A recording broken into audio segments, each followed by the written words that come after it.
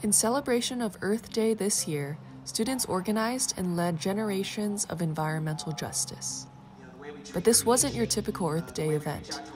It was all night long, with workshops, musical performances, and visioning sessions. Dig a little deeper, though, and you'll find Northwestern once hosted a similar event, 52 years ago. It's January 1970. Rachel Carson's Silent Spring was published 8 years prior. The first ever Earth Day is still months away, but up to 10,000 people walk through the doors of Northwestern's Technological Institute to attend Project Survival.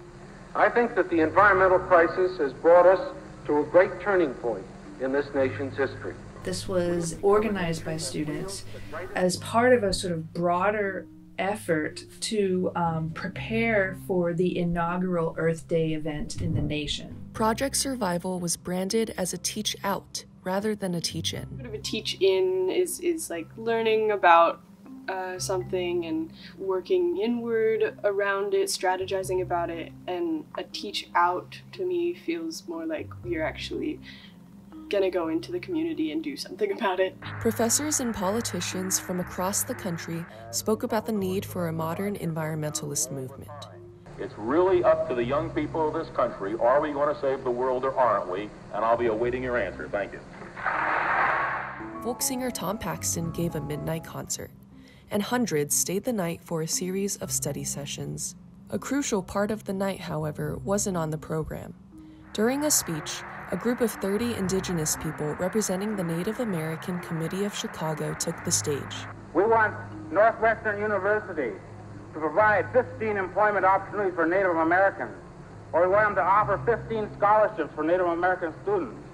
We want them to engage representatives of the Native American Committee as speakers to teach you the truth about the American Indians. We want you to confront agencies such as the Department of Interior and the Bureau of Indian Affairs with our pollution of our air, our lands, our religion, and our minds. To Lucy, Indigenous resistance is environmental justice. While they were inspired by the energy around Project Survival, they also wanted generations of environmental justice to be intentional about uplifting Indigenous voices in its programming. Project Survival was kind of embodied the sort of white narrative of environmentalism that we've been stuck in for a long time. And it is very heartening to see that this Generations of EJ event, inspired by Project Survival, has very much tried to keep Indigenous environmental justice at the forefront of its content, its planning, and its participation. Northwestern has roots in the mainstream environmentalism movement. Project Survival inspired generations to come, but it also had its shortcomings, something student activists are actively working to address. I think college has a lot of potential for inspiring people and motivating some real change. But honestly, I think the real on-the-ground work comes from frontline communities that are affected by the climate crisis the most. So really, I saw my place in this as sort of lifting up those voices. The work being done in environmentalist and environmental justice movements is intergenerational. Momentum and action build from the past and present and into the future.